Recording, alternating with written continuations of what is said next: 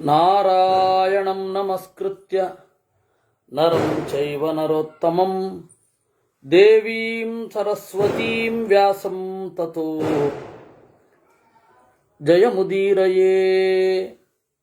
ವಿಜಾನತಾಂ ಅವಿತ್ತಸ್ಯ ಮಧ್ವಸ್ಯ ಜಗತಿ ಗುರೋಃ ಪೂರ್ವಾಚಾರ್ಯಮಹಿಷ್ಠಾನಾಂ ಇಯಂ ಪ್ರಣತಿಮಾಲಿಕಾ. ಪೂರ್ಣಜ್ಞಾನಾಯ ವಿದ್ಮಹೇ ಪೂರ್ಣಾನಂದಾಯ ಧೀಮಹಿ ತನ್ನೋ ವ್ಯಾತ ಪ್ರಚೋದಯಾತ್. ಪೂರ್ಣಜ್ಞಾನಾಯ ವಿದ್ಮಹೇ ಪೂರ್ಣಾನಂದಾಯ ಧೀಮಹಿ ತನ್ನೋ ವ್ಯಾತ ಪ್ರಚೋದಯಾತ್. ಇಂಟರ್ವ್ಯೂ ಮಾಡಬೇಕಾದ್ರೆ ಯಾರಾದರೂ ಕೇಳ್ತಾರೆ, ನಿಮಗೆ ಒಂದು ಆಯ್ಕೆ ಕೊಟ್ಟರೆ ಏನಾಗಲಿಕ್ಕೆ ಇಷ್ಟಪಡ್ತೀರಾ ಅಂತ. ಆ ರೀತಿ ಯುಧಿಷ್ಠಿರ ಕೇಳಿದ ಭೀಷ್ಮಾಚಾರ್ಯರನ್ನ, ನೀವೇನಾಗಲಿಕ್ಕೆ ಇಷ್ಟಪಡ್ತೀರಾ, ನಿಮಗೆ ಒಂದು ಆಯ್ಕೆ ಕೊಟ್ಟರೆ? ಅದಕ್ಕೆ ಭೀಷ್ಮಾಚಾರ್ಯರು ಹೇಳಿದ್ರು, ಸ್ಪೃಹಯಾಮಿ ದ್ವಿಜಾತೀನಾಂ ಯೇಷಾಂ ಬ್ರಹ್ಮ ಪರಂ ಧನಂ ಯೇಷಾಂ ಸಂಪ್ರತ್ಯಯ ಸ್ವರ್ಗಃ ತಪಸ್ವಾಧ್ಯಾಯ ಸಾಧನಂ. ನಾನು ಬ್ರಾಹ್ಮಣನಾಗಲಿಕ್ಕೆ ಇಷ್ಟಪಡ್ತೇನೆ. ಎಂತಹ ಬ್ರಾಹ್ಮಣ? ಯಾರಿಗೆ ಪರಲೋಕದಲ್ಲಿ ವಿಶ್ವಾಸ ಇದ್ದು ಅದನ್ನು ಸಾಧನೆ ಮಾಡಲಿಕ್ಕಾಗಿ ಒಳಗಡೆ ಇಳಿಯುವ ಧೀರನಾಗಲಿಕ್ಕೆ ಇಷ್ಟಪಡ್ತೇನೆ. ತಪಸ್ವಾಧ್ಯಾಯ ಸಾಧನಂ. ಯಾರ ತಪಸ್ಸು ಸ್ವಾಧ್ಯಾಯವಾಗಿರುತ್ತೋ ಅಂತಹ ಬ್ರಾಹ್ಮಣ ಆಗಲಿಕ್ಕೆ ಇಷ್ಟಪಡ್ತೇನೆ. ಏಕೆಂದರೆ ಸ್ವಾಧ್ಯಾಯವೇ ತಪಸ್ಸು. ತನ್ನ ಪಾಲಿಗೆ ಬಂದ ವೇದ ಶಾಖೆಯ ಅಧ್ಯಯನ ಏನಿದೆ ಅದನ್ನೇ ತಪಸ್ಸು ಅನ್ನೋದು, ಮತ್ತೇನೂ ಅಲ್ಲ. ಆ ಹಿನ್ನೆಲೆಯಲ್ಲಿ ನಾನು ಬ್ರಾಹ್ಮಣ ಆಗಲಿಕ್ಕೆ ಇಷ್ಟಪಡ್ತೇನೆ. ಇಂತಹ ಬ್ರಾಹ್ಮಣ ಆಗಲಿಕ್ಕೆ ಇಷ್ಟಪಡ್ತೇನೆ. ಯೇಷಾಂ ವೃದ್ಧಾಶ್ಚ ಬಾಲಾಶ್ಚ ಪಿತೃಪೈತಾಮಹೀಂ ಧುರಂ ಉದ್ವಹಂತಿ ನಸೀದಂತಿ ತೇಷಾಂ ವೈಸ್ಪೃಹಯಾಮ್ಯಹಂ. ವೃದ್ಧರು ಬಾಲಕರು ಇಬ್ಬರೂ ಕೂಡ ಪರಂಪರೆಯ ಬಗ್ಗೆ ಗೌರವವನ್ನು ಹೊಂದಿರ್ತಾರೋ, ಪರಂಪರೆಯ ಹೊಣೆಯನ್ನು ಹೊರತಾರೋ ಅಂತಹ ಬ್ರಾಹ್ಮಣ ಆಗಲಿಕ್ಕೆ ಇಷ್ಟಪಡ್ತೇನೆ. ನನ್ನ ಮುಂದೆ ಬರುವವರು ಪರಂಪರೆಯನ್ನು ಗೌರವದಿಂದ ಕಾಣಬೇಕು, ನನ್ನ ಹಿಂದೆ ಇರುವವರು ಪರಂಪರೆಯನ್ನು ಗೌರವದಿಂದ ಕಾಣಬೇಕು. ಆ ತರಹದ ಒಬ್ಬ ಬ್ರಾಹ್ಮಣ ಆಗಲಿಕ್ಕೆ ಇಷ್ಟಪಡ್ತೇನೆ ಅಂತ ಭೀಷ್ಮಾಚಾರ್ಯರು ಹೇಳೋದು.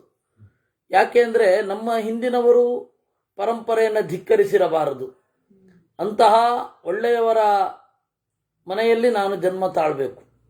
ನಮ್ಮ ಮುಂದಿನವರು ನನ್ನ ಕಾರಣದಿಂದಲೋ ಇನ್ಯಾವುದರಿಂದಲೋ ಪರಂಪರೆಯನ್ನು ಧಿಕ್ಕರಿಸುವಂತೆ ಇರಬಾರದು. ಆ ತರಹ ನಾನು ಬಾಳಲಿಕ್ಕೆ ಇಷ್ಟಪಡ್ತೇನೆ. ಒಬ್ಬನ ಹೊಣೆ ಅದು, ಒಬ್ಬನ ಜವಾಬ್ದಾರಿ ಅಂತ ಇವತ್ತಿನ ಪರಿಭಾಷೆಯಲ್ಲಿ ಹೇಳೋದು. ವಿದ್ಯಾ ಸ್ವಭಿವಿನೀತಾನಾಂ ದಾಂತಾನಾಂ ಮೃದುಭಾಷಿಣಾಂ ಶ್ರುತವೃತ್ತೋಪಪನ್ನಾನಾಂ ಪದಾಕ್ಷರ ವಿದಾಂ ಸತಾಂ. ಎಂತಹ ಬ್ರಾಹ್ಮಣ ಆಗಲಿಕ್ಕೆ ಇಷ್ಟಪಡ್ತೇನೆ. ವಿದ್ಯೆಯ ವಿಚಾರದಲ್ಲಿ ವಿನೀತನಾಗಿರುವ ಬ್ರಾಹ್ಮಣನ ಸಂತತಿಯಲ್ಲಿ ಅಡಿ ಇಡ್ಲಿಕ್ಕೆ ಇಷ್ಟಪಡ್ತೇನೆ. ದಾಂತಾನಾಂ ಇಂದ್ರಿಯ ನಿಗ್ರಹ ಇರಬೇಕು, ಮೃದುವಾಗಿ ಮಾತನಾಡಬೇಕು. ಶ್ರುತವೃತ್ತೋಪಪನ್ನಾನಾಂ ಶಾಸ್ತ್ರಶ್ರವಣದ ಆಸಕ್ತಿ ಇರಬೇಕು. ಒಳ್ಳೆ ಕ್ಯಾರೆಕ್ಟರ್, ವೃತ್ತ ಅದಿರಬೇಕು. ಪದಾಕ್ಷರ ವಿದಾಂ ಸತಾಂ, ಪದದ ಬಗ್ಗೆ ಗೊತ್ತಿರಬೇಕು, ಅಕ್ಷರದ ಬಗ್ಗೆ ಗೊತ್ತಿರಬೇಕು. ಅಂತಹ ಬ್ರಾಹ್ಮಣರ ಸಂತತಿಯಲ್ಲಿ ಬರಲಿಕ್ಕೆ ಇಷ್ಟಪಡ್ತೇನೆ. ನೀವು ನನಗೆ ಆಯ್ಕೆ ಕೊಡೋದಾದರೆ ನಾನು ಇಷ್ಟಪಡ್ತೇನೆ. ಯಾಕಂದರೆ ಆಕಸ್ಮಿಕವಾಗಿ ಹುಟ್ಟುಬಿಟ್ಟಿದ್ದೀವಿ, ಇದರಲ್ಲಿ ಇರ್ತೇವೆ ಅನ್ನೋದಲ್ಲ. ಯಾರನ್ನಾದರೂ ಕೇಳಿದ್ರೆ ಇವತ್ತು, ಅಲ್ಲಪ್ಪ ನೀವೀಗ ಇದರಲ್ಲೇನೋ ಇದ್ರಿ, ಸಂತೋಷ, ನೀವು ಏನಾಗಲಿಕ್ಕೆ ಇಷ್ಟಪಡ್ತೀರಾ ಅಂದರೆ, ಅಯ್ಯೋ ಅವಾಗ ದೇವರು ಯಾವುದನ್ನು ಹುಟ್ಟಿಸಿರ್ತೀನೋ ಅದನ್ನೇ ಸಮರ್ಥನೆ ಮಾಡ್ತೇನೆ ಅಂತ ನಾವು ಹೇಳೋ ಹಾಗಿರಬಾರದು. ಹಾಗೆ ಹೇಳೋ ಹಾಗಿರಬಾರದು ಅನ್ನೋದಕ್ಕೆ ಇದು ಪೂರ್ತಿ ಗೊತ್ತಾಗಿರಬೇಕು. ನಮ್ಮ ಪರಂಪರೆಯ ಸತ್ವ ಏನು ಅನ್ನೋದು ಗೊತ್ತಿರಬೇಕು. ಅದರಿಂದ ಭೀಷ್ಮಾಚಾರ್ಯರನ್ನ ಅವನು ಇಂಟರ್ವ್ಯೂ ಮಾಡಿದ ಹಾಗೆ ನೋಡಿ, ಉತ್ತಮಾಪದ್ ಗತಸ್ಯಾಪಿ ಅತ್ರತೆ ವರ್ತತೆ ಮನಃ. ಈಗ ನೀವೀಗ ಸಾಯೋ ಸ್ಟೇಜಲ್ಲಿ ಇದ್ದೀರಾ, ನಿಮಗೀಗ ಆಪ್ಷನ್ ಕೊಟ್ರೆ ಮುಂದಿನ ಜನ್ಮ ಅಂತ ನೀವು ನಿಮ್ಮ ಇಷ್ಟದಂತೆ ತಳೆಯೋದಾದ್ರೆ ಎಲ್ಲಿಗೆ ಹೋಗ್ತೀರಾ ಅಂದ್ರೆ ಭೀಷ್ಮಾಚಾರ್ಯರು ಕೊಟ್ಟ ಉತ್ತರ, ಈ ತರಹದ ಬ್ರಾಹ್ಮಣನ ಮನೆಯಲ್ಲಿ ಹುಟ್ಟಬೇಕು ಅಂತ ಇದ್ದೇನೆ ಅಂತ. ಇಲ್ಲಿರುವ ಏನು ಗುಣಗಳಿದೆ ಅದೆಲ್ಲ ಅದ್ಭುತವಾದದ್ದು, ಯಾರೂ ಅಲ್ಲಗೆಳೆಯಲಾಗದೇ ಇರೋದು. ಅವರು ಹೇಳೋದು ವಿದ್ಯಾಸು ಅಭಿವಿನೀತಾನಾಂ, ವಿದ್ಯೆಯಲ್ಲಿ ವಿನೀತವಾಗಿರೋದು. ಅಂದ್ರೆ ಏನು ಒಳ್ಳೆಯದು ಬರುತ್ತೆ ಅದನ್ನು ಸ್ವೀಕಾರ ಮಾಡ್ಲಿಕ್ಕೆ ತಯಾರಾಗಿರೋದು. ವಿದ್ಯಾಸು ಅಭಿವಿನೀತಾನಾಂ ದಾಂತಾನಾಂ, ಇಂದ್ರಿಯ ನಿಗ್ರಹ ಇರಬೇಕು. ಆಮೇಲೆ ಮೃದು ಭಾಷಿಣಾಂ, ಮೃದುವಾಗಿ ಮಾತನಾಡಬೇಕು. ಮೃದುವಾಗಿ ಮಾತನಾಡೋದು ಯಾವಾಗ ಸಾಧ್ಯ ಹೇಳಿದ್ರೆ, ಮೃದುವಾಗಿ ಮಾತನಾಡಲಿಕ್ಕೆ ಯಾವಾಗ ಸಾಧ್ಯ ಅಂದ್ರೆ ಮೃದುವಾದ ಮನಸ್ಸಿದ್ದಾಗ. ನೀವು ಎಷ್ಟೇ ಮೃದುವಾಗಿದ್ರೂ ತೀಕ್ಷ್ಣವಾದ ಏನು ನುಡಿಕತ್ತಿ ಬೇರೊಬ್ಬರ ಎದೆಯನ್ನು ಸೀಳಬಾರದು, ಹಾಗೆ ಇರಬೇಕು. ಇನ್ನು ಶ್ರುತವೃತ್ತೋಪಪನ್ನಾನಾಂ, ಶಾಸ್ತ್ರಶ್ರವಣದ ಬಯಕೆ ಅದು ಶ್ರುತ. ವೃತ್ತ ಒಳ್ಳೆ ಕ್ಯಾರೆಕ್ಟರ್, ಅದೇನು ತಪ್ಪೋದು ಇತ್ಯಾದಿಗಳೆಲ್ಲ ಇರಬಾರದು. ಎಲ್ಲಕ್ಕಿಂತ ಮಿಗಿಲಾಗಿ ಪದ ಅಕ್ಷರ ವಿಧಾಮ್ ಅಂತ, ಪದದ ಬಗ್ಗೆ ಅಕ್ಷರದ ಬಗ್ಗೆ ಗೊತ್ತಿರಬೇಕು. ಇವತ್ತು ನಮಗೆ ಗೊತ್ತಾಗದೇ ಇರೋದೇ ಅದು. ನಾವು ಭಾಷೆಯ ಬಗೆಗಿನ ಅಂಡರ್ಸ್ಟ್ಯಾಂಡಿಂಗ್ ನೋಡಿದ್ರೆ ಗಾಬರಿ ಆಗುತ್ತೆ. ಯಾಕೆಂದ್ರೆ ಲಿಪಿಯೇ ಭಾಷೆ ಅಂತ ಅನ್ಕೊಂಡಿದ್ದೇವೆ. ಲಿಪಿ ಅಂತನ್ನೋದು ಭಾಷೆಯ ಮಾಧ್ಯಮ ಅಷ್ಟೇ. ದೇಹ ಅನ್ನೋದು ಹೇಗೆ ಆತ್ಮದ ಅಭಿವ್ಯಕ್ತಿಯ ಮಾಧ್ಯಮವೋ, it is just media for expression of emotions. Body ಅನ್ನೋದು ಮೀಡಿಯಾ, ನಮ್ಮ ಮನಸ್ಸಿಗೆ ಅಭಿವ್ಯಕ್ತಿಗೊಂದು ಮೀಡಿಯಾ ವಿನಃ ಅದೇ ಅಲ್ಲ.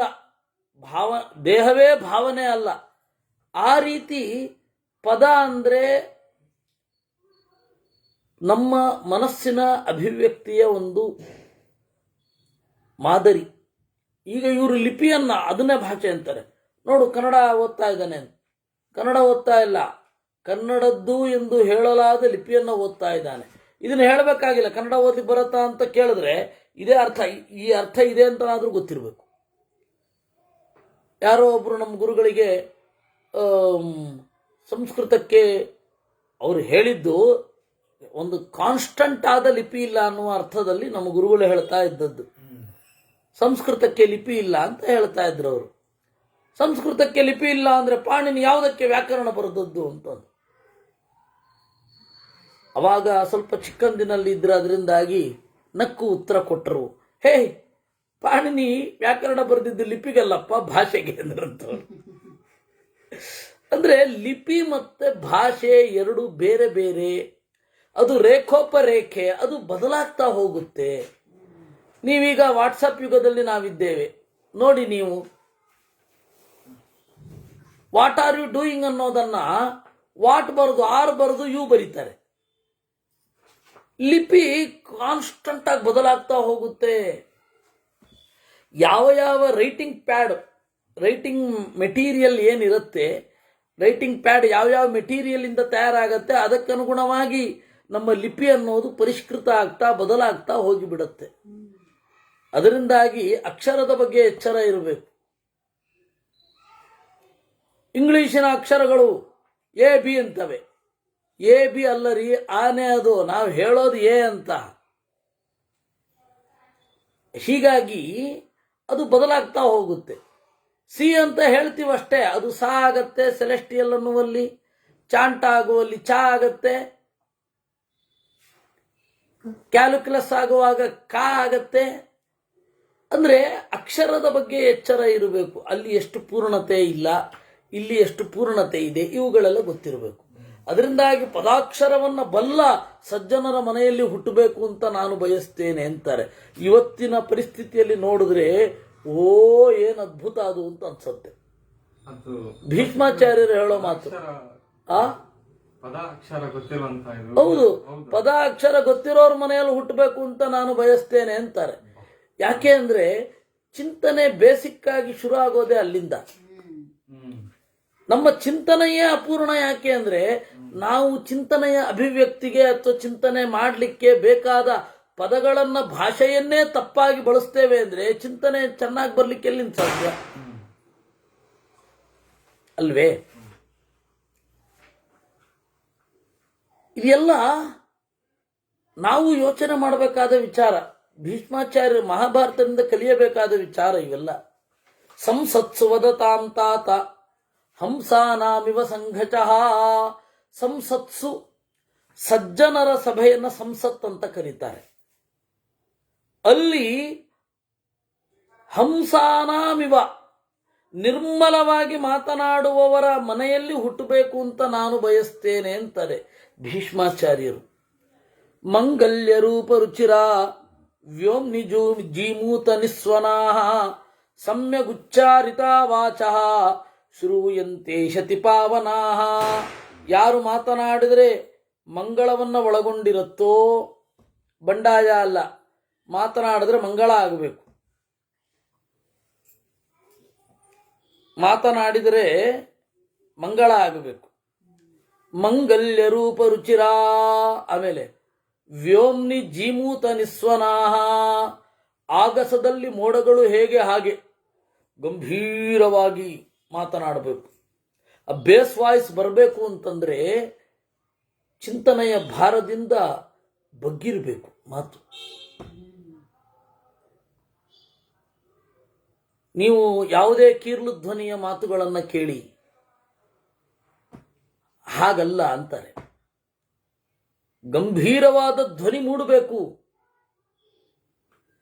ಸಮ್ಯಗುಚ್ಚರಿತಾ ವಾಚಃ, ಯಾರ ಮಾತನ್ನ ಕೇಳಿದರೆ ಮನಸ್ಸು ತೊಳೆದು ಹೋಗುತ್ತೋ ಅಂಥವರ ಮನೆಯಲ್ಲಿ ಇರಬೇಕು ಅಂತ ಇದೆ. ನೋಡಿ, ಭಾಷೆಯ ಬಗ್ಗೆ ಮತ್ತೆ ಯೋಚನೆಯ ಬಗ್ಗೆ 3 ಶ್ಲೋಕಗಳನ್ನು ಹೇಳಿದ ಹಾಗಾಯ್ತು.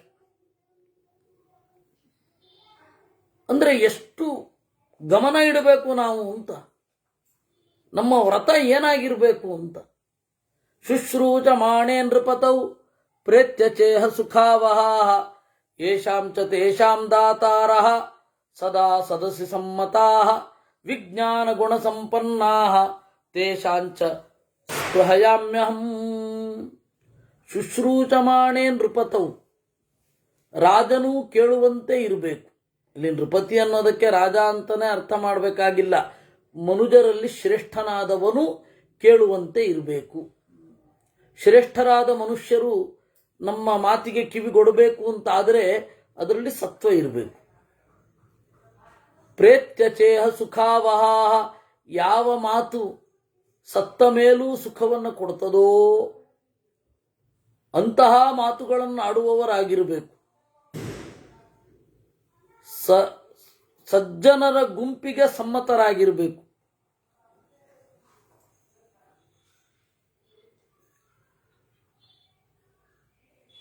ಕನಕದಾಸರು ಹೇಳ್ತಾರಲ್ಲ, ಶಿಷ್ಟರೊಡನೆ ಇಟ್ಟು ಕಷ್ಟ ಬಿಡಿಸು ವಿಷ್ಣುವೆ ಅಂತ. ಅದು ಬಹಳ ಜನ ಇಷ್ಟು ಕಷ್ಟ ಅಂದ್ಬಿಡ್ತಾರೆ. ಇಟ್ಟು ಅದು ವಿಜ್ಞಾನ ಗುಣ ಸಂಪನ್ನಾಃ ತೇಷಾಂಚ ಸ್ಪೃಹಯಾಮ್ಯಹಂ. ಜ್ಞಾನ ವಿಜ್ಞಾನ ಇದು ಬೇಕಾದ ಗುಣಗಳಿರುವವರು. ಜ್ಞಾನ ಅಂದ್ರೆ ಸಾಮಾನ್ಯವಾದ ಅರಿವು, ವಿಜ್ಞಾನ ಅಂದ್ರೆ ಪ್ರತಿಯೊಂದು ವಸ್ತುಗಳಲ್ಲಿ ನೆಲೆಗೊಂಡ ದೇವರ ಅರಿವು, ಇದು ವಿಜ್ಞಾನ. ಈ ವಿಜ್ಞಾನವನ್ನು ಹೊಂದಲು ಬೇಕಾದ ಗುಣಗಳಿಂದ ಕೂಡಿರಬೇಕು. ಇದು ವಿಜ್ಞಾನ ಗುಣ ಸಂಪನ್ನಾಹ. ಅದನ್ನು ನಾನು ಬಯಸ್ತೇನೆ, ಅಂತಹವರ ಮನೆಯಲ್ಲಿ ಇರಬೇಕು ಅಂತ ನಾನು ಬಯಸ್ತೇನೆ. ಸುಸಂಸ್ಕೃತಾನಿ ಪ್ರಯತಃ ಶುಚೀನಿ ಗುಣವಂತಿ ಚ ದದ್ಯಾದನ್ನಾನಿ ತೃಪ್ತ್ಯರ್ಥಂ ಬ್ರಾಹ್ಮಣೇಭ್ಯೋ ಯುಧಿಷ್ಠಿರ. ಸುಸಂಸ್ಕೃತವಾದ ಶುಚಿಯಾದ ಗುಣಗಳಿರುವ ಅನ್ನಗಳನ್ನು ಬೇರೆಯವರಿಗೆ ಕೊಡುವವರ ಮನೆಯಲ್ಲಿ ನಾನಿರಬೇಕು ಅಂತ ಬಯಸ್ತೇನೆ. ಯೇ ಚಾಪಿ ಯೇಷಾಂ ದಾತಾರಃ ತೇಷಾಂಚ ಸ್ಪೃಹಯಾಮ್ಯಹಂ. ಈ ತರಹದ ಅನ್ನವನ್ನು ಹೊಂದಲು ಬೇರೆಯವರಿಂದ ಹೊಂದುವ ಯೋಗ್ಯತೆಯೂ ನಮ್ದಿರಬೇಕು. ಅಂದರೆ ಬೇರೆಯವರ ಮನೆಯ ಅನ್ನವನ್ನು ಉಣ್ಣುವ ಸೌಹಾರ್ದ ಸಹೃದಯತೆ ಇರಬೇಕು. ಹೇಳ್ತಾರಲ್ವಾ, ಯಾರಾದರೂ ಸಜ್ಜನರಿದ್ದರೆ ಅವ್ರ ಮನೆಯ ಊಟಕ್ಕೆ ನಾನು ಬರ್ತೇನೆ ಅಂತ ಹೇಳಬೇಕು ಅಂತ. ಯಾಕೆಂದರೆ ಅಲ್ಲಿ ಅನ್ನ ಅನ್ನೋದು ಶುದ್ಧಿಗೆ ಪೂರಕ. ನಾನು ಬರ್ತೇನೆ ಅಂತ ಹೇಳಬೇಕಂತೆ. ಗೊತ್ತಾದ ದಿವಸ, ಇಂತಹ ದಿವಸ ನಾನು ಬರ್ತೇನೆ, ಇವತ್ತಿನ ದಿವಸ. ಅವಾಗ ಅಭ್ಯಾಗತರ ಅತಿಥಿಗಳಾಗಿದ್ರೂ ನಡೀತಿತ್ತು. ಇವತ್ತಿನ ದಿವಸ ಹೇಳಿ ಹೋಗಬೇಕಾಗತ್ತೆ, ಬರ್ತೇನೆ ನಾನು ಊಟಕ್ಕೆ ಅಂತ. ಆ ತರಹದ ಅದೊಂದು ದೊಡ್ಡ ದೊಡ್ಡ ಗುಣ. ಕೆಲವರು ಅಲ್ಲಿ ಊಟ ಮಾಡದೇ ಇರೋದು ನನ್ನ ಗ್ರೇಟ್ನೆಸ್ ಅಂತ ಅನ್ಕೋತಾರೆ. ಅಲ್ಲ, ನಾವು ಹೋಗಿ ಸಜ್ಜನರ ಮನೆಯಲ್ಲಿ ಊಟವನ್ನು ಬಯಸಬೇಕು, ಹಾಗೆ ಅವರು ನಮ್ಮಲ್ಲಿಗೆ ಬಂದು ಊಟವನ್ನು ಬಯಸಬೇಕು. ಆ ರೀತಿ ನಾವಿರಬೇಕು. ಎರಡೂ ಇರಬೇಕು. ಯೇ ಚಾಪಿ ಶಕ್ಯಂ ಯೈಶ್ಚಾಹವೇ ಯೋದ್ಧುಂ ನ ದಾತು ಮನಸೂಯಿತುಂ ಶೂರಾ ವೀರಾಶ್ಚ ಶತಶಃ ಸಂತಿ ಲೋಕೆ ಯುಧಿಷ್ಠಿರ. ಯುದ್ಧವನ್ನು ಮಾಡಬಲ್ಲವರು ಬೇಕಾದಷ್ಟು ಜನ ಇರ್ತಾರೆ, ಆಯ್ತಾ. ದಾನವನ್ನು ಮಾಡುವವರು ಬಹಳ ಕಡಿಮೆ ಇರ್ತಾರೆ. ಅನಸೂಯಿತುಂ, ಅಸೂಯೆ ಪಡೆದುಕೊಳ್ಳದವರು ಬಹಳ ಜನ. ಅಸೂಯೆ ಪಡೆದವರು ಇರ್ತಾರೆ, ಅಸೂಯೆ ಪಡುವವರು ಇರ್ತಾರೆ. ಆದರೆ ಶೂರರು, ಯುದ್ಧದಲ್ಲಿ ಶೂರರು ಬಹಳ ಜನ ಇರ್ತಾರೆ, ದಾನಶೂರರು ಕಡಿಮೆ ಇರ್ತಾರೆ. ಭದ್ರಂತು ಜನ್ಮ ಸಂಪ್ರಾಪ್ಯ ಭೂಯೋ ಬ್ರಾಹ್ಮಣಕೋ ಭವೇತ್ ಬಂಧು ಮಧ್ಯೆ ಕುಲೇ ಜಾತಃ ಸುದುರಾಪಂ ಅವಾಪ್ನುಯಾತ್. ಅದರಿಂದ ಒಳ್ಳೆಯ ಜ್ಞಾನಿಗಳ ಮನೆಯಲ್ಲಿ ಹುಟ್ಟೋದು ಬಹಳ ದುರ್ಲಭ. ಜ್ಞಾನಿಗಳ ಮನೆಯಲ್ಲಿ ಹುಟ್ಟೋದು ದುರ್ಲಭ. ಜ್ಞಾನಿಗಳ ಮನೆಯಲ್ಲಿ ಹುಟ್ಟಿದ ಮೇಲೆ ಜ್ಞಾನವನ್ನು ಪಡೆಯೋದು ದುರ್ಲಭ. ಹಿಂದಿನವರ ದೋಷಗಳನ್ನು ನೋಡಿ ಅವರ ಮೇಲೆ ಮುನಿದು ಆ ಜ್ಞಾನದ ದಾರಿಯನ್ನೇ ಬಿಡುವವರು ಇರ್ತಾರೆ. ದೋಷಗಳನ್ನು ಕಡಿಮೆ ಕಂಡು ಗುಣಗಳನ್ನು ಹೆಚ್ಚು ಸ್ವೀಕರಿಸಿ ಪರಂಪರೆಯ ಮೇಲೆ ಗೌರವ ಇಟ್ಟುಕೊಂಡು ತಮ್ಮ ಮುಂದೆಯೂ ಕೂಡ ಪರಂಪರೆಯನ್ನು ಮುಂದುವರಿಸುವವರನ್ನ ಪಡೆಯುವಂತಹ ಅವರ ಮನೆಯಲ್ಲಿ ನಾನು ಇಷ್ಟಪಡಬೇಕು. ನೋಡು ಯುಧಿಷ್ಠಿರ, ಒಂದು ಮಾತು ಹೇಳ್ತೇನೆ ಅಂತಾರೆ ಭೀಷ್ಮಾಚಾರ್ಯರು. ನ ಮೇ ತ್ವತ್ತ ಪ್ರಿಯತಮಃ ಲೋಕೇಸ್ಮಿನ್ ಪಾಂಡುನಂದನ. ನಿನ್ನನ್ನು ಕಂಡ್ರೆ ನನಗೆ ಬಹಳ ಇಷ್ಟ, ನಿನಗಿಂತ ಪ್ರಿಯರಾದವರು ಯಾರೂ ಇಲ್ಲ. ಆದರೆ ತ್ವತ್ತಶ್ಚ ಮೇ ಪ್ರಿಯತರಾಹ ಬ್ರಾಹ್ಮಣ ಏವ ಭಾರತ. ನಿನಗಿಂತಲೂ ನನಗೆ ಬ್ರಾಹ್ಮಣರು ಪ್ರಿಯ, ಬ್ರಹ್ಮಜ್ಞಾನಿಗಳು ಅಂದರೆ ನನಗೆ ಪ್ರಿಯ. ಯಥಾಚ ಮೇ ಪ್ರಿಯತರ ವಿಪ್ರಾಸ್ತ್ವತ್ತ ಕುರುದ್ವಃ ತೇನ ಸತ್ಯೇನ ಗಚ್ಚೇಯಂ ಲೋಕಾನ್ಯತ್ರ ಚ ಶಂತನುಃ. ಇದು ನಾನು ಹೇಳ್ತಾ ಇರೋದು ಜೀವನದ ಸತ್ಯ. ನನ್ನ ಜೀವನದಲ್ಲಿ ನಿನಗಿಂತ ಪ್ರಿಯರಾದವರು ನನಗೆ ಬೇರೆ ಇರಲಿಲ್ಲ. ಆದರೆ ನಿನಗಿಂತ ಪ್ರಿಯರಾದವರು ನನಗೆ ಬ್ರಹ್ಮಜ್ಞಾನಿಗಳು. ಯಾಕೆಂದರೆ ನೀನು ಬಂದು ನಮ್ಮ ಕಣ್ಣ ಮುಂದೆ ಬೆಳೆದ ಹುಡುಗ, ಸುಗುಣಶಾಲಿ, ವಿದ್ಯಾಶಾಲಿ, ವಿದ್ಯಾರಸಿಕ, ವಿದ್ಯಾ ಕುತೂಹಲಿ ಅಂತ ಹೇಳಿ ನನಗೆ ನಿನ್ನ ಬಗ್ಗೆ ಪ್ರೀತಿ ಇರೋದು. ಆದರೆ ನಿನಗಿಂತ ಬ್ರಹ್ಮಜ್ಞಾನಿಗಳು ಪ್ರಿಯ. ಇದು ನಾನು ಹೇಳ್ತಾ ಇರೋದು ಸತ್ಯ. ಈ ಸತ್ಯ ಎಷ್ಟು ಸತ್ಯ ಇದು ಅಂದರೆ ನಾನು ಒಳ್ಳೆಯ ಲೋಕವನ್ನು ಹೊಂದಿಯೇ ಹೊಂದುತ್ತೇನೆ. ತೇನ ಸತ್ಯೇನ ಗಚ್ಚೇಯಂ ಲೋಕಾನ್ಯತ್ರದ ಸಂತನು. ನಾನು ಹೋಗ್ತೇನೆ. ಈ ಖಾತ್ರಿ ಯಾವಾಗ ಬರುತ್ತೆ? ಜೀವತ ಪ್ರಾಮಾಣಿಕತೆ, ಆ ಸ್ವರೂಪದಲ್ಲಿಯೇ ಈ ಒಂದು ಆರ್ಜವ ಇದ್ರೆ ಬರುವಂಥದ್ದು. ನ ಮೇ ಪಿತಾ ಪ್ರಿಯತರೋ ಬ್ರಾಹ್ಮಣೇಭ್ಯಸ್ತಥಾ ಭವಾನ್ ನ ಮೇ ಪಿತು ಪಿತಾ ವಾಪಿ ಯೇ ಚಾನ್ಯೇಪಿ ಸುಹೃಜ್ಜನಾಃ. ನನಗೆ ನನ್ನ ತಂದೆಗಿಂತ ಬ್ರಹ್ಮಜ್ಞಾನಿಗಳು ಪ್ರಿಯ. ನಿನಗಿಂತ ಬ್ರಹ್ಮಜ್ಞಾನಿಗಳು ಪ್ರಿಯ, ನನ್ನ ಅಜ್ಜನಿಗಿಂತ ಬ್ರಹ್ಮಜ್ಞಾನಿಗಳು ಪ್ರಿಯ. ನಚಮೇ ವೃಜ ತಂದೆನೂ ಬ್ರಹ್ಮಜ್ಞಾನಿ ಅಲ್ವಾ? ಶಂತನು ಹೌದು. ಮತ್ತೆ ಯಾವ ಮಾನದಂಡ ಯಾವ ಮಾನದಂಡ ಅಂದ್ರೆ ಅವರು ಮಾತಾಡ್ತಾ ಇರೋದು ವೇದವ್ಯಾಸರು, ಪರಶುರಾಮ ದೇವರು ಆ ಲೆವೆಲ್ಗೆ, ಅವರಿಗೆ ಗುರುಗಳಲ್ವಾ, ಆ ಲೆವೆಲ್ ಅಲ್ಲಿ ಅವ್ರು ಹೇಳ್ತಾ ಇದ್ದಾರೆ. ಆದ್ರೆ ನಮಗೆ ಇದರಿಂದ ನಮಗೇನು ಗೊತ್ತಾಗತ್ತೆ ಅಂತಂದ್ರೆ, ನೋಡು, ತಂದೆಯನ್ನ ಅವ್ರು ಯಾವತ್ತೂ ಪ್ರೀತಿಸದೇ ಇರಲಿಲ್ಲ. ಆದ್ರೆ ಗುಣ ಅಂತ ಬಂದಾಗ ಯಾರಿಗೆ ಗೌರವ ಕೊಡ್ತೀನಿ ಅಂದ್ರೆ ಬ್ರಹ್ಮಜ್ಞಾನಕ್ಕೆ ನಾನು ಹೆಚ್ಚು ಮಹತ್ವ ಕೊಡ್ತೇನೆ ಅಂತ ಅದನ್ನು ಹೇಳಿದ್ರು ಅಂತ ತೆಗೆದುಕೊಳ್ಬೇಕು. ಕರ್ಮಣ ಮನಸಾ ವಾಪಿ ವಾಚಾ ವಾಪಿ ಪರಂತಪ ಯನ್ಮೇ ಕೃತಂ ಬ್ರಾಹ್ಮಣೇಶು ತೇನಾದ್ಯ ಭವಿತಾಸ್ಮ್ಯಹಂ. ನಾನು ಬ್ರಾಹ್ಮಣರಿಂದ ಯಾವುದೇ ಅಪಕಾರವನ್ನು ನಾನು ಎದುರಿಸಿಲ್ಲ, ಬ್ರಾಹ್ಮಣರಿಗೆ ಯಾವ ಅಪಕಾರವನ್ನೂ ಮಾಡಿಲ್ಲ.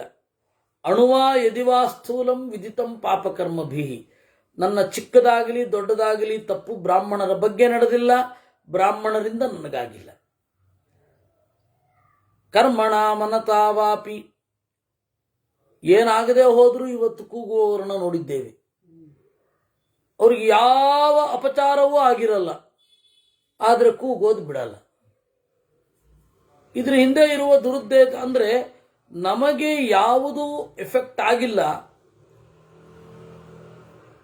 ಬೇರೆಯದ್ದನ್ನು ಪ್ರತ್ಯಕ್ಷವಾಗಿ ನೋಡಿಲ್ಲ, ಅದ್ರ ಬಗ್ಗೆ ಮಾತಾಡ್ತಾರೆ ಅಂದ್ರೆ ಎಂತಹ ಸೊಟ್ಟಗಿನ ನಡೆಯವರು, ಎಂತಹ ಕೃತ್ರಿಮ, ಎಂತಹ ಕನ್ನಿಂಗ್ ಅಂತಾರಲ್ಲ ಅದು ಇವತ್ತು.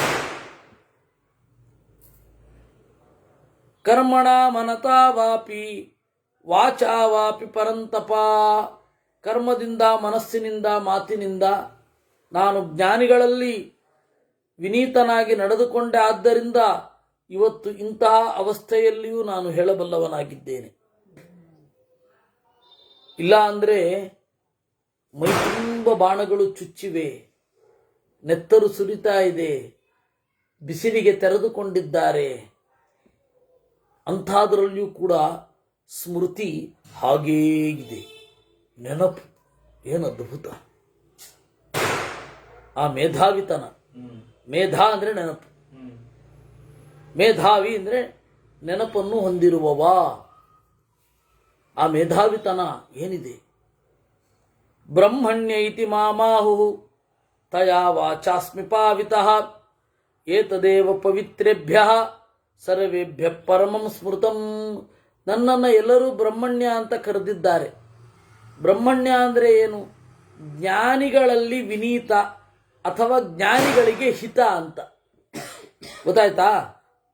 ಬ್ರಹ್ಮಣ್ಯ ಅಂತ ದೇವರಿಗೆ ಹೇಳ್ತಾರೆ. ಜ್ಞಾನಿಗಳಿಗೆ ಹಿತ ಉಂಟು ಮಾಡುವವ ನಮೋ ಬ್ರಹ್ಮಣ್ಯ ದೇವಾಯ ಅಂತ. ನಾನು ಬ್ರಹ್ಮಣ್ಯ ಅಂತಾರೆ. ಇದೆಲ್ಲ ಅವರ ಅನುಗ್ರಹ. ಆ ಜ್ಞಾನಿಗಳೇ ನನಗೆ ಜ್ಞಾನ ಕೊಟ್ಟು ಅವರಿಗೆ ಹಿತವಾಗುವಂತೆ ನೋಡಿಕೊಂಡಿದ್ದಾರೆ. ಅದರಿಂದ ಅವರ ಒಂದು ಹೆಸರಿನಿಂದ ನನ್ನನ್ನು ಬ್ರಹ್ಮಣ್ಯ ಬ್ರಹ್ಮಣ್ಯ ಅಂತ ಕೂಗ್ತಾ ಇದ್ದಾರೆ. ಅದರಿಂದ ನಾನು ಪವಿತ್ರನಾಗಿ ಬ್ರಹ್ಮಣ್ಯನಾಗಿದ್ದೇನೆ. ಪಶ್ಯಾಮಿ ಲೋಕಾನತು ನಾನ್ ಶುಚೀನ್ ಬ್ರಾಹ್ಮಣತೋಷಣಾನ್ ತತ್ರ ತತ್ರತು ಗಂತವ್ಯಂ ಅನ್ನಾಯ ಚಚಿರಾಯ ಚ. ನಾನು ಬ್ರಾಹ್ಮಣರನ್ನ ಸಂತೋಷಗೊಳಿಸಿ ಎಷ್ಟು ಲೋಕಗಳನ್ನು ಹೊಂದಿದ್ದೇನೆ, ಅಲ್ಲಿಗೆಲ್ಲ ಒಮ್ಮೆ ಹೋಗಬೇಕಿದೆ. ಏನು ಕಾನ್ಫಿಡೆನ್ಸ್ ಪರಲೋಕದ ಬಗ್ಗೆ ಅವರು ಹೇಳೋದು. ಬ್ರಾಹ್ಮಣರನ್ನ ಸಂತೋಷಗೊಳಿಸಿ ಅವರ ಹರಕೆಯಿಂದ ಬಹಳ ಲೋಕಗಳನ್ನ ಹೊಂದಿದ್ದೇನೆ. ಅವ್ರು ಹೇಳಿದ್ದಾರೆ, ಇಂತಹ ಒಳ್ಳೆ ಲೋಕಕ್ಕೆ ಹೋಗು, ಇಂತಹ ಒಳ್ಳೆ ಲೋಕ ನಿನಗಾಗಲಿ, ಇಂಥ ಆಶೀರ್ವಾದ ಮಾಡಿದ್ದಾರೆ. ಆ ಲೋಕಕ್ಕೆಲ್ಲ ಹೋಗಬೇಕಿದೆ ನಾನು. ಯಥಾ ಪತ್ಯಾಶ್ರಯೋ ಧರ್ಮ ಸ್ತ್ರೀಣಾಂ ಲೋಕೆ ದ್ವಿಧಿಷ್ಠಿರ ಪತಿರೇವ ಗತಿರ್ನಾರ್ಯಾ ಕ್ಷತ್ರಿಯಸ್ಯ ತಥಾ ದ್ವಿಜಃ. ಹೇಗೆ ಹೆಣ್ಣು ಮಕ್ಕಳ ಧರ್ಮ ಎಲ್ಲ ಗಂಡನಿಗೆ ಹೊಂದಿಕೊಂಡು ಇರುತ್ತೆ, ಅವಳು ಮಾತ್ರ ಆಗಬೇಕಾದ್ರೆ ಗಂಡ ಬೇಕು, ತಾಯಿ ಆಗಬೇಕಾದ್ರೆ. ಅವಳು ಏನೇ ಆಗಬೇಕಾದ್ರೂ ಕೂಡ ಗಂಡನ ಜೊತೆಗಾರಿಕೆ ಬೇಕು. ಹಾಗೆ ಗಂಡಿಗೂ ಹೆಣ್ಣಿನ ಜೊತೆಗಾರಿಕೆ ಬೇಕು ಬಿಡಿ. ತಂದೆ ಆಗಬೇಕು ಅಂದರೆ ಹೆಣ್ಣಿಲ್ದೆ ಆಗತ್ತಾ? ಅದರಿಂದ ಯಾವ ರೀತಿ ಗಂಡು ಹೆಣ್ಣುಗಳು ಪರಸ್ಪರ ಸಹಕಾರದಿಂದ ಕೂಡಿಕೊಂಡು ಧರ್ಮ ಮಾಡಲಿಕ್ಕಾಗ್ತದೋ ಹಾಗೆ ಕ್ಷತ್ರಿಯ ಬ್ರಾಹ್ಮಣರ ಜೊತೆಗೂಡಿ ಧರ್ಮವನ್ನು ಮಾಡಬೇಕು. ಅಂದರೆ ಆಳುವವ ಅರಿತವನ ಜೊತೆಗಿರಬೇಕು, ಯಾರ್ಯಾರ್ದೋ ಜೊತೆಗಲ್ಲ. ಕ್ಷತ್ರಿಯ ಶತವರ್ಷೀಯೋ ದಶವರ್ಷೀ ಚ ಬ್ರಾಹ್ಮಣ ಪಿತಾ ಪುತ್ರೌ ಚ ವಿಜ್ಞೇಯೌ ತಸ್ಯ ಹಿ ಬ್ರಾಹ್ಮಣ ಪಿತಾ. ಇದು ಅರ್ಥವಾದ. 100 ವರ್ಷದ ಕ್ಷತ್ರಿಯ 10 ವರ್ಷದ ಬ್ರಾಹ್ಮಣನಿಗೆ ನಮಸ್ಕಾರ ಮಾಡಬೇಕು. ವಸ್ತುತಃ ಅವರ ಅಪ್ಪನೇ ಹಾಗೆ ಮಾಡಲಿಲ್ಲ. ಕೃಪಾಚಾರ್ಯರನ್ನ ಕೃಪಿ ಅವರಿಬ್ಬರು ಅಲ್ಲಿಗೆ ತಂದರು. ಅವರು ಕಾಡಿನಲ್ಲಿ ಆ ಇಬ್ಬರು ಮಕ್ಕಳನ್ನು ಬಿಟ್ಟು ಹೊರಟೋಗಿದ್ರು ಶರದ್ವಾಲ್ ಋಷಿಗಳು. ಅವರನ್ನ ಮನೆಗೆ ತಂದರು. ಅಯ್ಯೋ ಪಾಪ ಅಂತ ಅನ್ಸತ್ತೆ, ಕೃಪೆಗೆ ವಿಷಯರು, ಅದರಿಂದಾಗಿ ಕೃಪಾ ಮತ್ತೆ ಕೃಪಿ. ನಾನು ತಮಾಷೆಗೆ ಹೇಳ್ತಾ ಇರ್ತೇನೆ ಪಾಪಣ್ಣ ಪಾಪಮ್ಮ ಅಂತ, ಕೃಪಾ ಮತ್ತೆ ಕೃಪಿ ಅಂತ. ಅಲ್ಲಿ ಮಕ್ಕಳಂತೆಯೇ ಸಾಕಿದರು ಅಂತ ಬರುತ್ತೆ. ಅದರಿಂದಾಗಿ ಇದು ಅರ್ಥವಾದ. ಅವರ ಜೀವನದಲ್ಲಿಯೇ ಹಾಗೆ ನಡೀಲಿಲ್ಲ. ಅರ್ಥವಾದದ ತೀವ್ರತೆ ಅನ್ನ ಅರ್ಥ ಮಾಡ್ಕೊಳ್ಬೇಕು. ಅಷ್ಟು ಭರವಸೆ ಇರಬೇಕು, ಅಷ್ಟು ಗೌರವ ಇರಬೇಕು ಅಂತಷ್ಟೆ. ನಾರೀತು ಪತ್ಯಭಾವ ವೈ ದೇವರಂ ಕುರುತೆ ಪತಿಂ ಪೃಥಿವಿ ಬ್ರಾಹ್ಮಣಾಭಾವಾತ್ ಕ್ಷತ್ರಿಯಂ ಕುರುತೆ ಪತಿಂ. ಇದು ಅಷ್ಟೆ. ಹೆಣ್ಣು ಗಂಡನಿಲ್ಲದಾಗ ಮೈದುನನನ್ನ ಗಂಡ ಅಂತ ಆರಾಧನೆ ಮಾಡುವ ಹಾಗೆ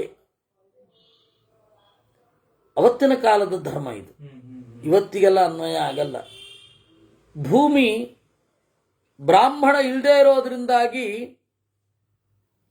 ದೇವರಂ ಕುರುತೆ ಪತಿಂ, ಕ್ಷತ್ರಿಯನನ್ನ ರಾಜನಾಗಿ ಸ್ವೀಕಾರ ಮಾಡಬೇಕು.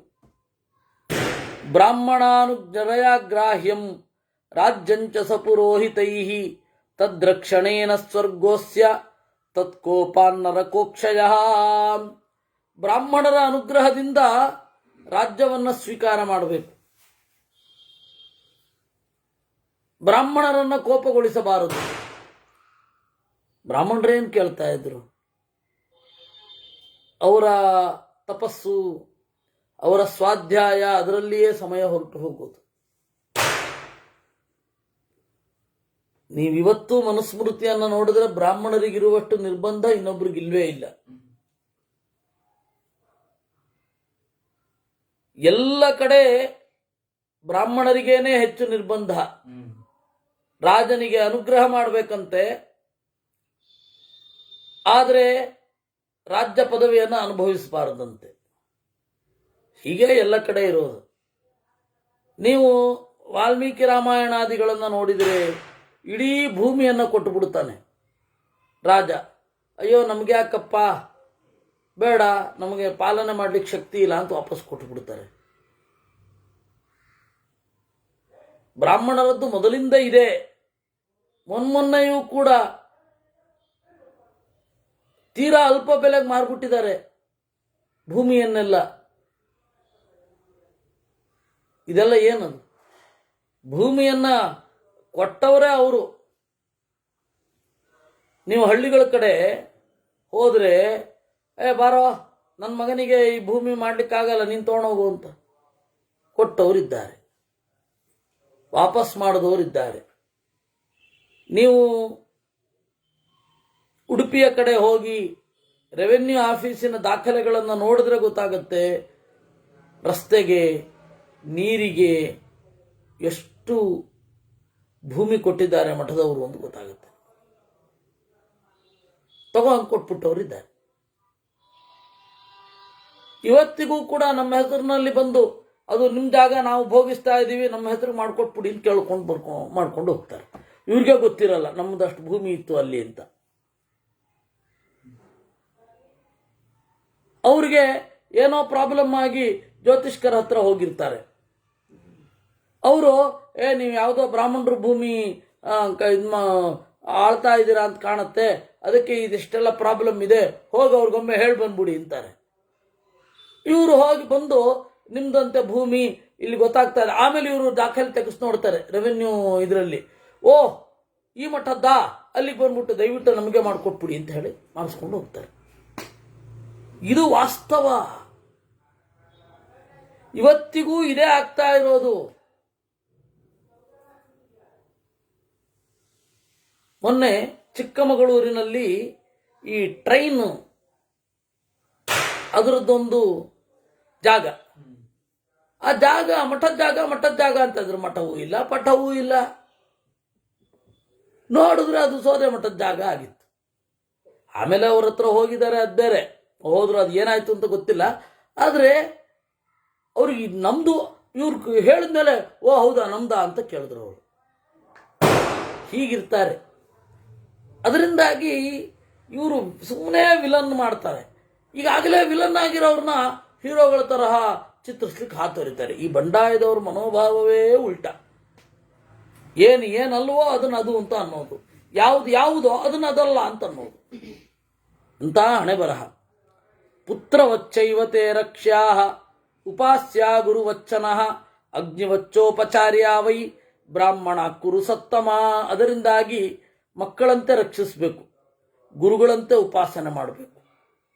ಬ್ರಾಹ್ಮಣರನ್ನ ಹೇಗೆ ಮಾಡಬೇಕು ಅಂದ್ರೆ ಮಕ್ಕಳಂತೆ ರಕ್ಷಿಸಬೇಕು, ಗೊತ್ತಾಗಲ್ಲ ಅವ್ರಿಗೆ, ಆದರೆ ಗುರುಗಳಂತೆ ಉಪಾಸನೆ ಮಾಡಬೇಕು. ಬ್ರಾಹ್ಮಣರ ಸಹಜ ಸ್ವಭಾವ, ಅವ್ರು ಹಾಗೇ ಇರ್ತಾರೆ. ರುಜೂನ್ ಸತ್ಯಶೀಲಾನ್ ಸರ್ವಭೂತ ಹಿತೇರತಾನ್ ಆಶಿ ವಿಷಾನ್ ಇವ ಕ್ರುದ್ಧಾನ್ ದ್ವಿಜಾನ್ ಉಪತರೇತ್ ಸದಾ. ನೇರವಾದ ನಡೆನುಡಿಯವರು, ಒಳ್ಳೆ ಕ್ಯಾರೆಕ್ಟರ್ ಇರುವವರು, ಎಲ್ಲ ಭೂತ ಹಿತದಲ್ಲಿ ರತರಾದವರು. ಅವರನ್ನ ಡೀಲ್ ಮಾಡಬೇಕಾದ್ರೆ ಆಶಿ ವಿಷಾನ್ ಇವ ಕ್ರುದ್ಧಾನ್, ಹಾವುಗಳನ್ನ ಎಷ್ಟು ಜಾಗ್ರತೆಯಿಂದ ಡೀಲ್ ಮಾಡ್ತಿರೋ ಅಷ್ಟು ಡೀಲ್ ಮಾಡಬೇಕು, ಹಂಗೆ ಮಾಡಬೇಕು ಅಂತ. ತೇಜಸಸ್ತಪಸಶ್ಚೈವ ನಿತ್ಯಂ ಬಿಭ್ಯೇದ್ಯುಧಿಷ್ಠಿರ ದೂರತೋ ಮಾತೃವತ್ ಪೂಜ್ಯಾ ವಿಪ್ರದಾರ ಸುರಕ್ಷಯ. ತೇಜಸ್ಸಿನಿಂದ ತಪಸ್ಸಿನಿಂದ ಹೆದರಬೇಕು ಅವ್ರದ್ದು. ಅವರ ಹೆಣ್ಣು ಮಕ್ಕಳನ್ನ ತಾಯಿಯಂತೆ ದೂರದಿಂದಲೇ ನೋಡಬೇಕು. ಹನ್ಯು ಕ್ರುದ್ಧ ಮಹಾರಾಜ ಬ್ರಾಹ್ಮಣಾಶ್ಚ ತಪಸ್ವಿನಃ ಅಕೋಪನಾಪರಾಧೇನ ಭೂಯೋ ನರಕಮಶ್ನುತೆ. ಅವರು ಮುನಿದರೆ ಬುದ್ಧಿ ಚೆನ್ನಾಗಿರೋದಿಲ್ಲ. ಯಾರಿಗೆ? ಯಾರು ಮುನಿಯುವಂತೆ ಮಾಡಿರ್ತಾರೋ ಅವ್ರಿಗೆ. ಆಮೇಲೆ ಅಕೋಪನಾಪರಾಧೇನ ಅವ್ರು ಕೋಪ ಮಾಡ್ಕೊಳ್ಳದೆ ಹೋದ್ರೆ ಇನ್ನಷ್ಟು ಪ್ರಾಬ್ಲಮ್. ಕೋಪ ಮಾಡಿಕೊಂಡ್ರೆ ಎಷ್ಟೋ ಬಚಾವ್. ಅವ್ರು ಕೋಪ ಮಾಡ್ಕೊಳ್ಳದೆ ಹೋದ್ರೆ ಇನ್ನಷ್ಟು ನರಕದಲ್ಲಿ ಬೀಳ್ತೇವೆ. ಅದರಿಂದ ಬ್ರಾಹ್ಮಣೇಶು ಸ್ಥಿತಂ ಬ್ರಹ್ಮ ಕ್ಷತ್ರಿಯ ಪರಿಪಾಲಯೇದ್. ಬ್ರಾಹ್ಮಣರಾಗಿರುವಂತೆ ನೋಡ್ಕೊಳ್ಬೇಕು, ವೇದವನ್ನು ಓದುವಂತೆ, ವೇದವನ್ನು ಅಧ್ಯಯನ ಮಾಡುವ ಹಾಗೆ, ಬ್ರಹ್ಮ ತೇಜಸ್ಸನ್ನು ಉಳಿಸಿಕೊಳ್ಳುವ ಹಾಗೆ. ಹೀಗಾಗಿ ಬ್ರಾಹ್ಮಣರು ಈ ರೀತಿ ಪಾಲ್ಯರು. ನನಗೇನಾದರೂ ಅವಕಾಶ ಕೊಟ್ಟರೆ ನಾನು ಬ್ರಾಹ್ಮಣನಾಗಲಿಕ್ಕೆ ಇಷ್ಟಪಡ್ತೇನೆ, ಬ್ರಾಹ್ಮಣ ಕುಲದಲ್ಲಿ ಹುಟ್ಟಲಿಕ್ಕೆ ಇಷ್ಟಪಡ್ತೇನೆ ಎನ್ನುವಲ್ಲಿಗೆ ನವಮೋಧ್ಯಾಯ. ಅತ್ರಾಪ್ಯುದಾಹರಂತೀಮಂ ಇತಿಹಾಸಂ ಪುರಾತನಂ ಚತುರ್ಣಾಮಪಿ ವೇದಾನಾಂ ಸಂವಾದಂ ತತ್ರ ತಚ್ಛೃಣು. ಈ ವಿಚಾರದಲ್ಲಿ ಒಂದು ಕಥೆ ಹೇಳ್ತೀನಿ ಕೇಳಪ್ಪ ಕಂದ. 4 ವೇದಗಳ ಸಂವಾದ. ಪ್ರಾಯ ಇದನ್ನು ನೀವು ಕೇಳಿರಲ್ಲ. 4 ವೇದಗಳು ಮಾತನಾಡಿಕೊಳ್ತವೆ. ಋಗ್ವೇದ ಏನು ಹೇಳುತ್ತೆ? ಗೃಹಾನ್ ಆಶ್ರಯಮಾಣಸ್ಯ ಅಗ್ನಿಹೋತ್ರಂಚ ಜುಹ್ವತಃ ಸರ್ವಂ ಸುಕೃತಮಾದತ್ತೆ ಯಸ್ಸಾಯಂ ನುದ್ಯತೆ ತಿಥಿ. ಗೃಹಸ್ಥಾಶ್ರಮನಾಗಿದ್ದು ಅಗ್ನಿಹೋತ್ರ ಮಾಡ್ತಾ ಇರುವವನು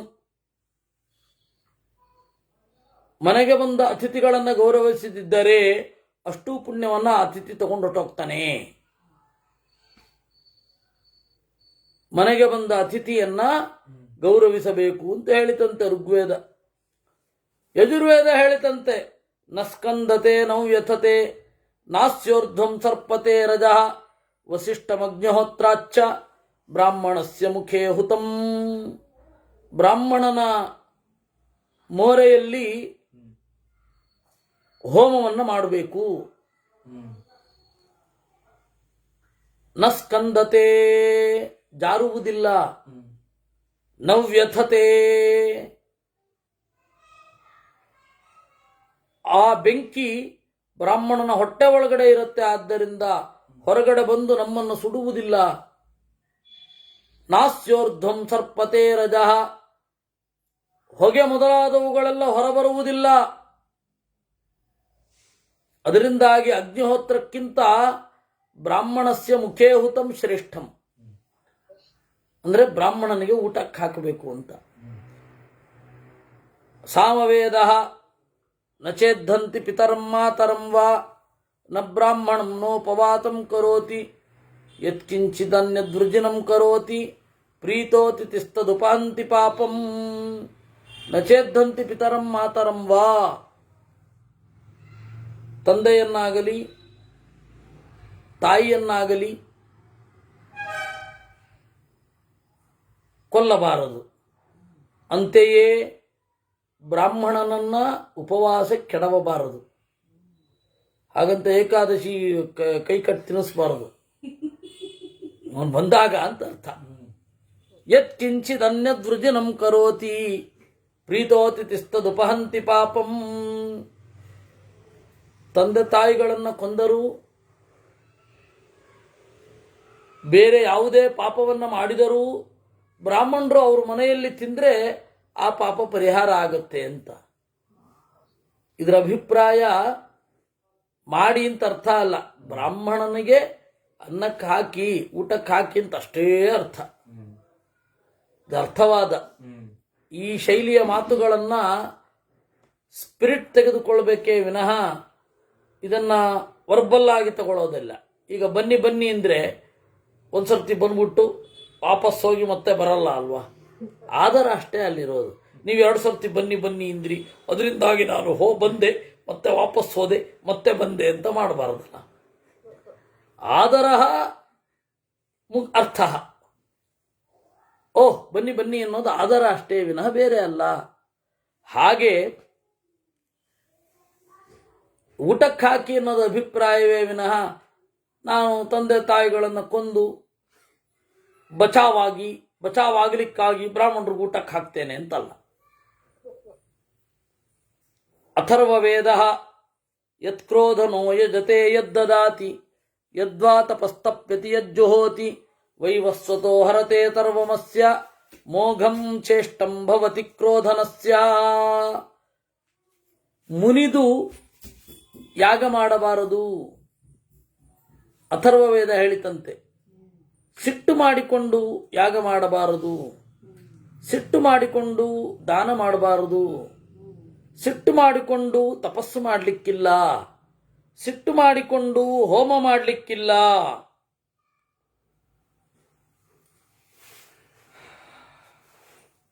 ಮುನಿದರೆ ಎಲ್ಲವೂ ವ್ಯರ್ಥ. ಭೂಯಸ್ತ್ವಂ ತೃಣುರಾಜೇಂದ್ರ ಧರ್ಮಾನ್ ಧರ್ಮಭೃತಾಂವರ ಅತ್ರಾಭ್ಯುದಾಹರಂತೀಮಂ ಇತಿಹಾಸಂ ಪುರಾತನಂ. ಈ ರೀತಿ ಒಂದು ಮಾತು ಹೇಳ್ತೇನೆ ಕೇಳು. 4 ಜನರು ಮಾತನಾಡಿದ್ರು, ಇಂದ್ರ, ಅಗ್ನಿ, ಸೂರ್ಯ, ಶಚಿ. ಈ 4 ಜನರ ಮಾತು.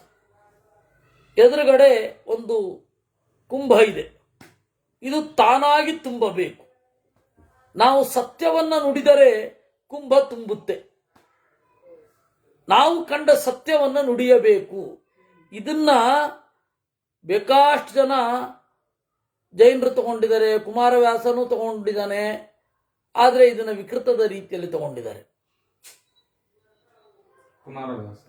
ಎಲ್ಲರೂ. ಜೈನರು ತಗೊಂಡಿದ್ದಾರೆ, ಕುಮಾರವ್ಯಾಸ ತಗೊಂಡಿದ್ದಾನೆ, ಎಲ್ಲರೂ.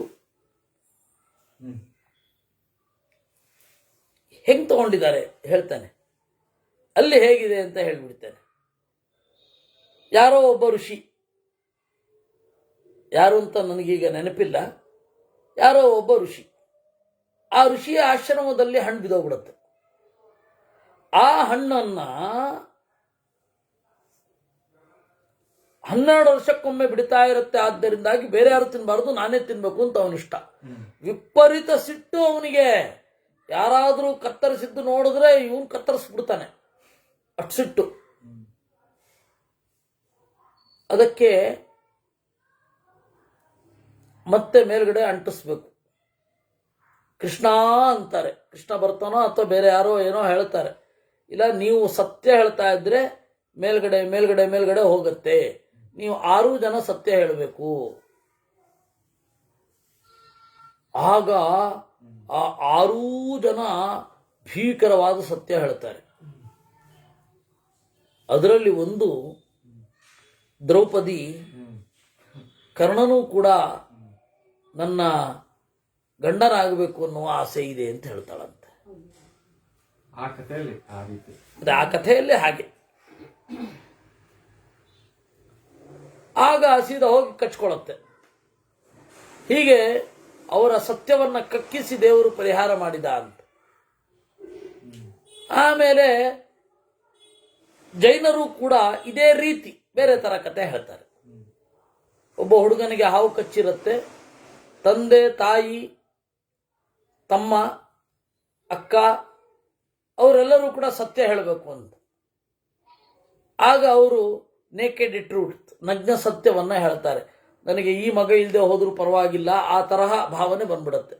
ತಾಯಿಗೂ ಕೂಡ ಒಂದು ಹಂತದಲ್ಲಿ ಅಯ್ಯೋ ಇದು ಬೇಡ ಆಗಿತ್ತು ನನಗೆ ಅಂತನ್ನುವ ಭಾವನೆ ಅಲ್ಲಿ ಇರುತ್ತೆ. ಆದ್ರಿಂದಾಗಿ ಅವನು ಎದ್ದು ನಿಲ್ತಾನೆ, ಅವನಿಗೆ ಕೇಳಿಸ್ಕೊಂಡು ವಿರಕ್ತನಾಗಿ ಹೊರಟು ಹೋಗ್ತಾನೆ ಅಂತ ಆ ತರ ಕತೆ ಮಾಡ್ಕೊಂಡು ಹೋಗಿದ್ದಾರೆ ಅವರು.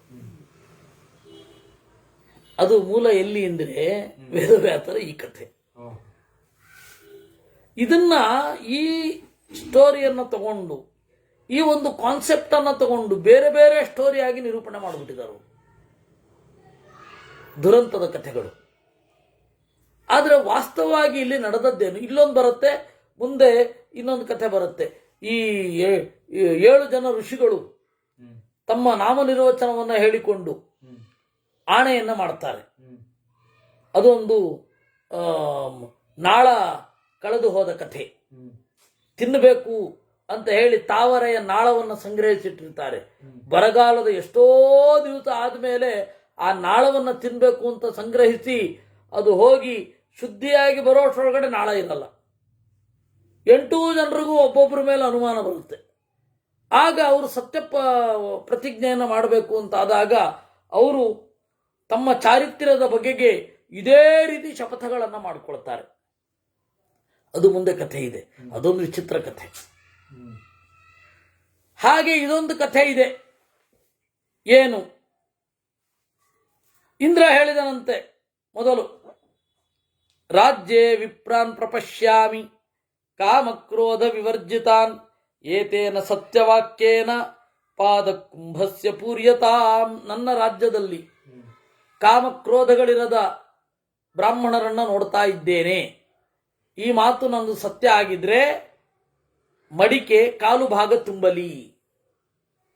ಯಥಾಹಂ ತತ್ರ ನಾಶ್ನಾಮಿ ಯತ್ರ ನಾಶ್ನಂತಿ ವೈದ್ವಿಜಾಃ ಏತೇನ ಸತ್ಯವಾಕ್ಯೇನ ಪಾದಕುಂಭಸ್ಯ ಪೂರ್ಯತಾಂ.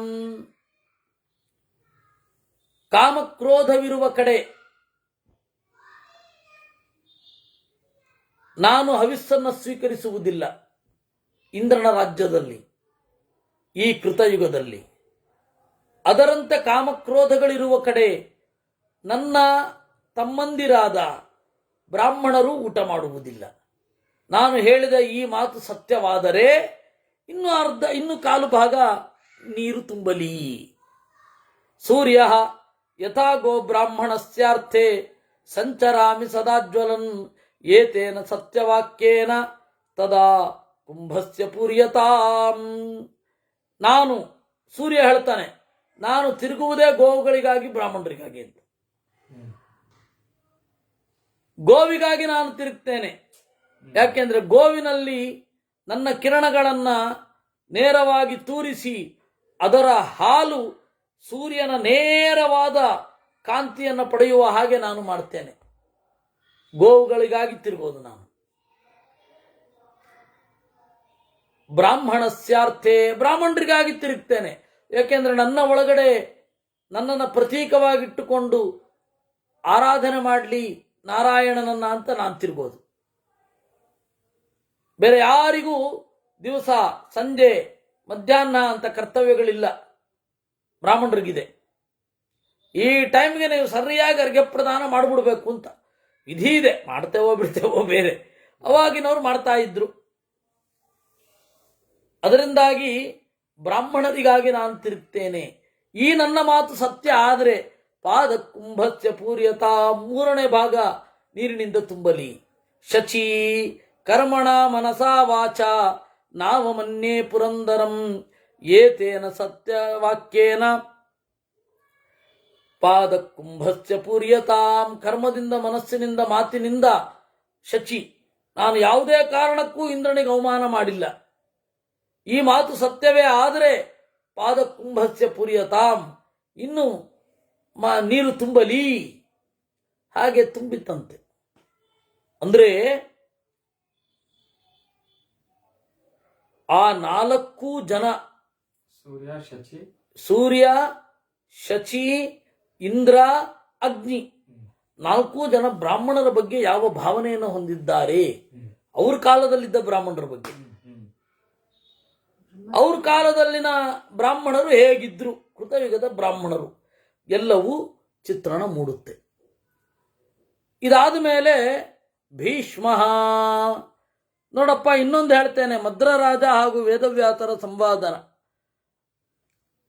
ವೈತಾನೆ ಕರ್ಮಣಿತತೆ ಕುಂತಿ ಪುತ್ರ ಯುಧಿಷ್ಠಿರ, ಒಂದು ಯಾಗ ನಡೀತು.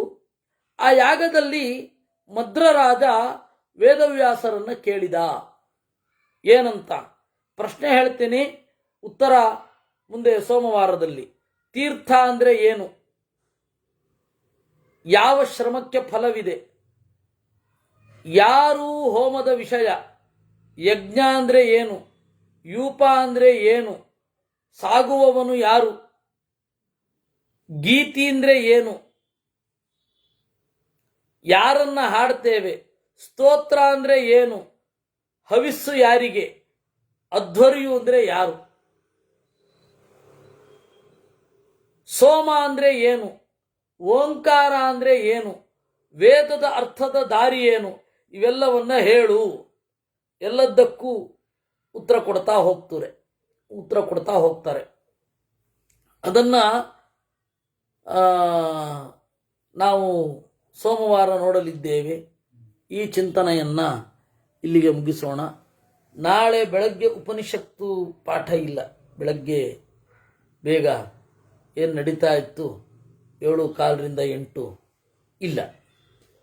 ಇನ್ನು ನಾಳೆ 11 ರಿಂದ 12 ಕುಮುದಮ್ಮನವರ ಮನೆಯಲ್ಲಿ ಅಗ್ನಿಪುರಾಣ ಉಂಟು. ಆಮೇಲೆ 12 ರಿಂದ 12:20 ಇದು ಉಂಟು, ಯಾವುದು ವಿಷ್ಣು ತತ್ವ ನಿರ್ಣಯವೂ ಉಂಟು. ಅದಾದ ಮೇಲೆ ಸಂಜೆ ಮತ್ಸ್ಯ ಪುರಾಣವೂ ಇದೆ, ಶನಿವಾರ ಭಾನುವಾರವಾದ್ದರಿಂದ. ಕೃಷ್ಣಾರ್ಪಣಮಸ್ತು.